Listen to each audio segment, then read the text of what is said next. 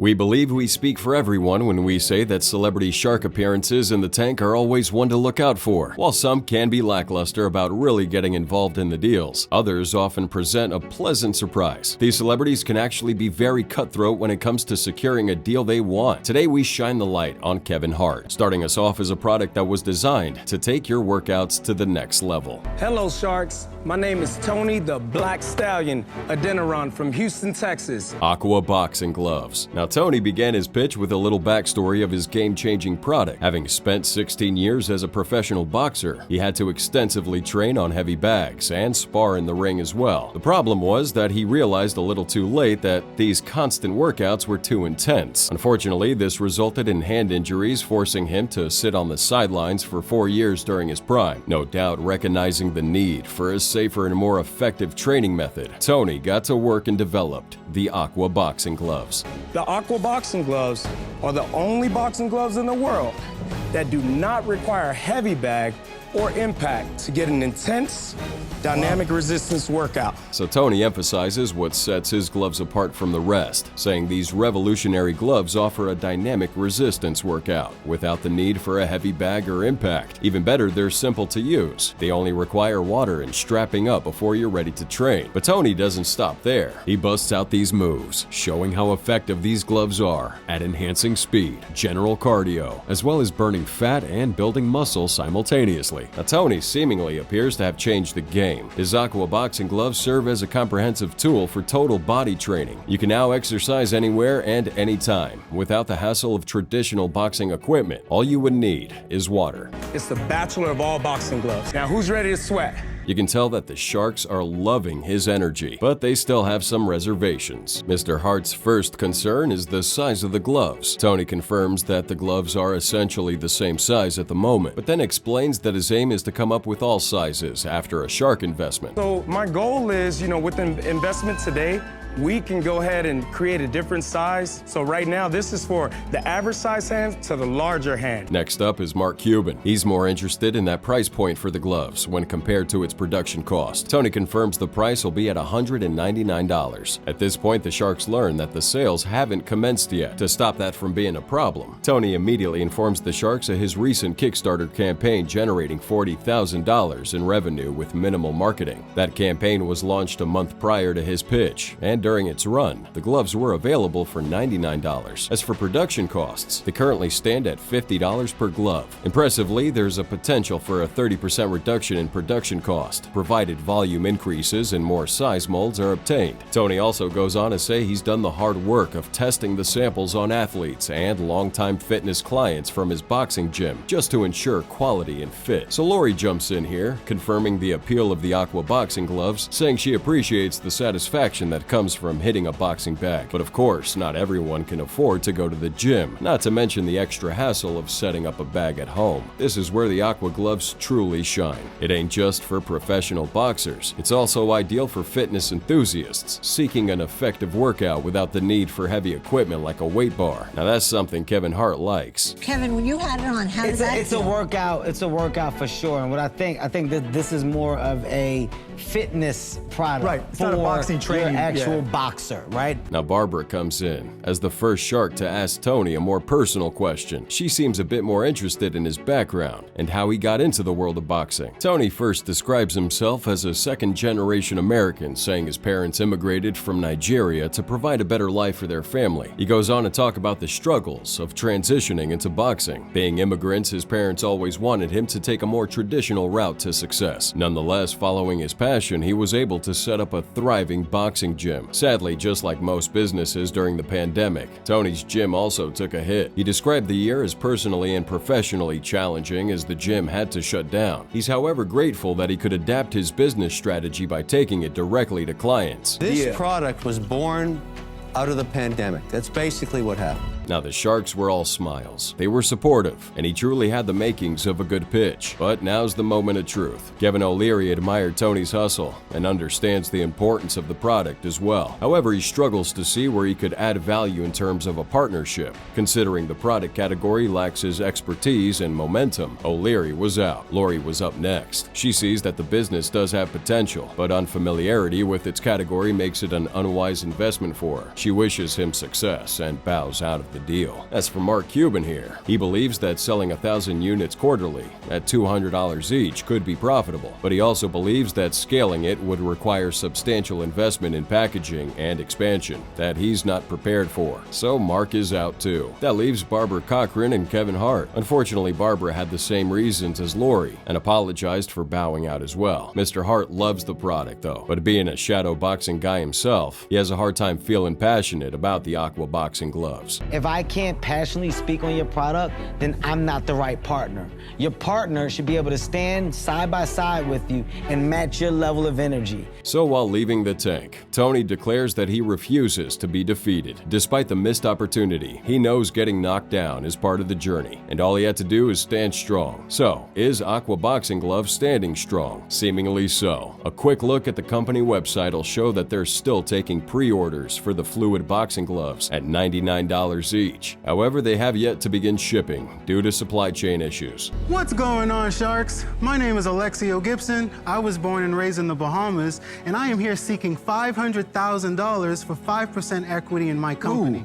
Transformation Factory. Now here we have Gibson, starting off his pitch in the way that the Sharks weren't expecting. After the Sharks agreed that he looks and sounds healthy, he tells them that he had previously weighed over 500 pounds at the age of 21. This, of course, is far from healthy. In fact, Gibson was told that he wouldn't make it to the age of 30, but he wasn't going to just take it. He put in the work and decided to change his fate. He would embrace a healthier lifestyle, hit the gym regularly, adopt a nutritious diet, and would even transition to a vegan lifestyle. It was this transformation journey leading him to the secret nutritional gem that contains 90% of the essential minerals the human body needs. That nutritional powerhouse is sea moss. As you might know, this is abundant in our oceans, and for some reason its health benefits aren't appreciated enough. Eager to share that discovery with the world, Gibson founded the Transformation Factory. This company offers delicious sea moss gels packed with all the nutrients you would need. All you have to do is scoop 2 tablespoons a day. So tell me, Sharks, who's ready to transform the world with me and see nothing but green in the future? You could already tell the Sharks are impressed. Building on that positive momentum, Gibson offers the Sharks a taste of the different varieties of his sea moss gels. We can go from mango, strawberry, pineapple, to dragon fruit and elderberries. The Sharks wasted no time to dig in. After they compliment the taste, Gibson confirms that the only sweetener added is his organic agave syrup. So following this, Gibson dabbled into his 300-pound weight loss journey. He recalls reading an article about weight loss contestants who worked out extensively on reality TV shows. He believed that if he could spend 4 to 6 hours daily on his workouts, then he could do it too. Before long, it became an obsession. Considering how he looks now, Gibson is proof that determination and self-transformation can be rewarding. So the Sharks are all smiles and even congratulate him. But if you think they're impressed now, wait till you see their faces when Gibson actually dives into the money-making aspect of this business. What are your sales right now? Right now, we are at 3.5 million sales to date. Whoa. Wow. We started 11 months ago.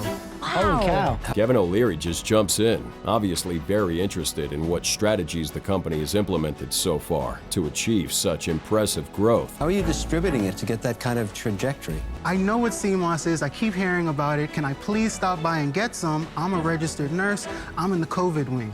And I'm like, absolutely. You ladies are soldiers. Come over, grab it. We didn't charge. And I was giving this away for free, not even thinking that it could have been a business. An 800% growth from February to March. You could see the Sharks circling. Gibson also confirms that out of the $3.5 million in sales, the company earned around $1.4 million in profit. Gibson chose to reinvest a significant portion back into the business, but the company still maintains a healthy cash flow. Now that's very impressive for a direct-to-consumer sales model. In fact, a little too impressive, which is what begs the next question from Barbara Cochran. She's also concerned about the company's future as well, not really understanding how Gibson would intend to utilize the funds from a Shark Tank deal. Gibson says that he wants to establish a transformation factory that's equipped with the necessary technology and machinery to self-stabilize its products. The fact that Gibson plans to pursue retail distribution is clearly another sign that further entices the sharks. So after a couple more questions here, we learn that an 8-ounce jar of raw sea moss retails for $24.99, with a production cost set at $4.15. You can now see where the impressive margins come from. The sharks also find out the product originated outside the U.S., and this is why it has to go through FDA clearance and customs approval to ensure its suitability for consumption. So at this point, you could say that Kevin Hart was completely sold on this transformation factory. O'Leary goes to ask an important question, but Kevin swoops in to provide the answers before Gibson can speak.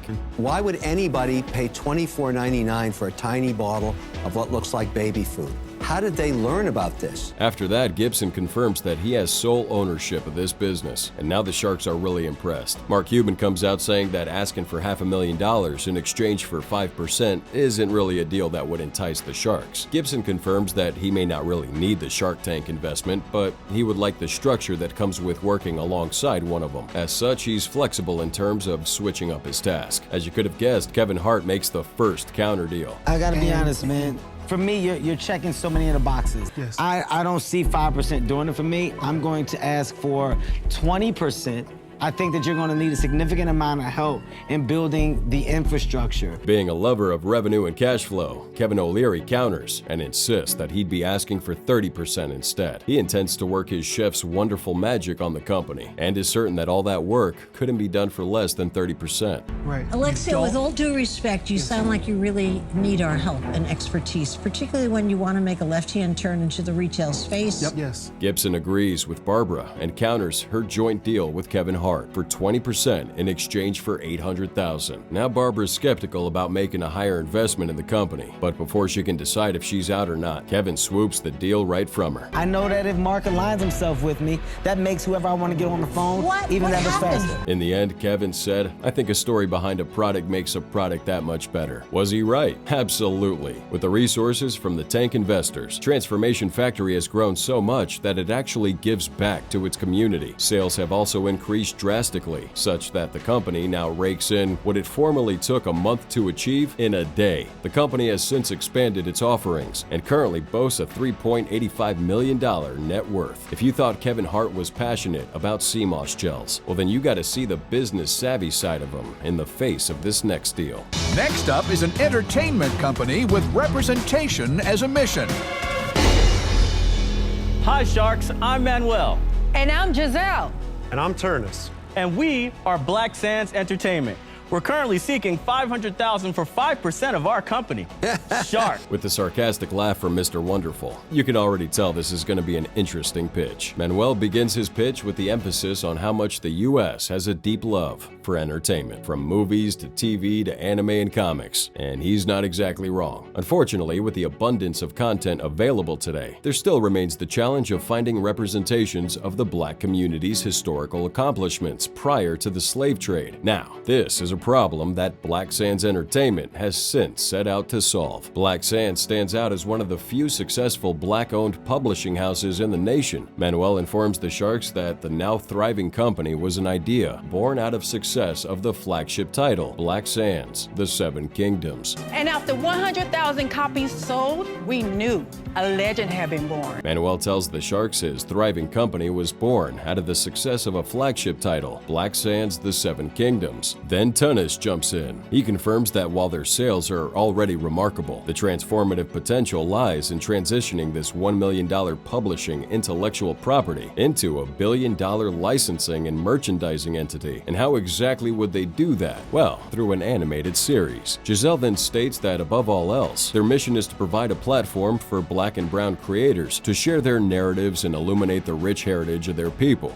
So Sharks, Who is ready to join the Black Sands family? So at this point, the trio informs the Sharks that they should sit back and relax as they give them a little taste of the future of Black Sands Entertainment. As soon as that captivating trailer was done, Kevin Hart opened the floor for a round of questions. Having an understanding of the value behind IP, Kevin's interested in the cost that has gone into this business so far. So our animated property, which is an 8-minute pilot, is $250,000, and Turnus is the expert in that. Here's our head of studio. Going on to explain the revenue stream, Manuel confirms that most of it comes from physical books, and it currently stands at roughly 120,000 in that year. Even more impressive, they racked up those sales on a direct-to-consumer model, with production costs set at $2 each. Their books were selling for $20 retail and $8 for wholesale. So, from comic book 1 to now, what has been the progression in sales that have gotten you guys to that number of 120,000? When Manuel begins to explain the major challenge of the business so far in finding a distributor, Kevin jumps in again. We are eventually going to find a distributor. Manuel goes on to say that getting an investment would help in hiring more artists to expand the pipeline, and Kevin now sees his opportunity and strikes for gold.